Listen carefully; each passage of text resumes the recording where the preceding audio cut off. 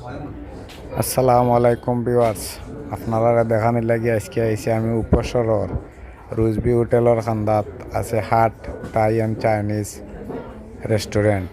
এই হাট থাই and Chinese রেস্টুরেন্টের সেকেন্ড ফ্লোরও আছে লুকাস শপ। কিন্তু আইয়া দেখি এক এক শার্টের দাম 2,500 3,000, এক এক শু আছে, কেটস আছে, কেটসের দাম হইলে 12,000 13,000, নিচে আছে 6,000 8,000 টাকা।